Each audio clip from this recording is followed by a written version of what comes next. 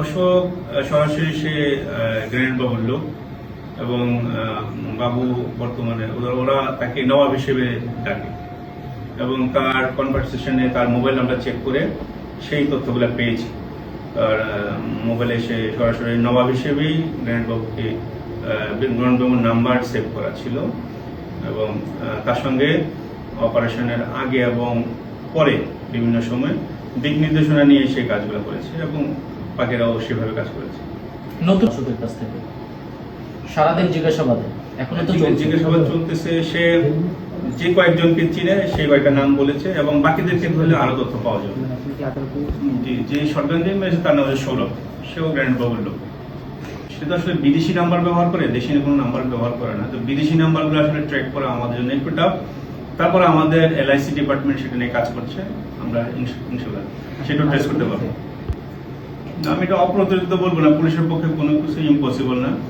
আমরা একটু শক্ত হাতে দমন করবো এবং আপনারা জানেন যে খুলনাতে কয়েকটি গ্রুপ আপনার কাজ করছে, এর মধ্যে বাবু একটা গ্রুপ এবং আমাদের নর্থও কিছু গ্রুপ রয়েছে। আমরা প্রত্যেকটা গ্রুপের বিরুদ্ধে অ্যাকশন নিচ্ছি। গতকাল ডাকবাংলা মোড়ে একটি চাঞ্চল্যকর হত্যাকাণ্ড ঘটেছে। দেখুন, জনসম্মুখে এত মানুষের সামনে একটা হত্যাকাণ্ড হয়েছে, এটা আসলে আমাদের খুলনাবাসীর জন্য খুবই বিব্রতকর। আমরা এই ঘটনার পরপরই পুলিশ এখানে উপস্থিত হয় এবং ঘটনাস্থলে যে শুটার ভিকটিম মাসুমকে গুলি করেছিল তাকে আমাদের একজন TI ট্রাফিক ইন্সপেক্টর, সে জনগণের সহায়তায় সে প্রথমে তাকে ঝাপটে ধরে এবং জনগণ তাকে সাহায্য করে এবং সেই আসামিকে অস্ত্র সহ ধরতে সক্ষম হয়, সেটা আপনারা জানেন। তো তাকে আমরা যে আসামিকে আমরা গতকাল অ্যারেস্ট করেছি তাকে জিজ্ঞাসাবাদ করে আমরা অনেক তথ্য পেয়েছি।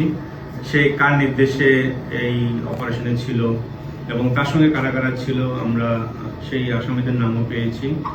সেই তথ্যের ভিত্তিতে আমরা গতকাল রাত্রে কয়েকটি জায়গায় অভিযান করেছি। অভিযান করে আমরা সোনাডাঙ্গা থেকে জাবেদ নামে একজনকে অ্যারেস্ট করেছি। এ পর্যন্ত আমাদের হাতে 2 জন অ্যারেস্ট হয়েছে আর আমরা আমাদের ডিবি টিমও কাজ করছে। অন্যান্য আসামি যারা আছে ইনশাল্লাহ আমরা অতি শীঘ্রই বাকিদের ধরতে সক্ষম হব। আসলে এই কিলিং মিশনে আমরা যেটা জানতে পেরেছি যে 8 জন ছিল, 7 থেকে 8 জন, এর বাইরেও থাকতে পারে, সেটা আমাদের তদন্তে বের হবে। তবে প্রাইমারি ভাবে আমরা জানতে পেরেছি 7-8 জন ছিল। আর এটা নির্দেশদাতা কে সেটাও আমরা পেয়েছি, এটা মূল পরিকল্পনাকারী সেটাও আমরা জেনেছি। এখন আমাদের টিম সেটা সেভাবে কাজ করছে। প্রাইমারি ভাবে আমরা যেটা জানতে পেরেছি যে এটা পূর্ব শত্রুতার জের হিসেবে এই হত্যাকাণ্ডটি ঘটেছে।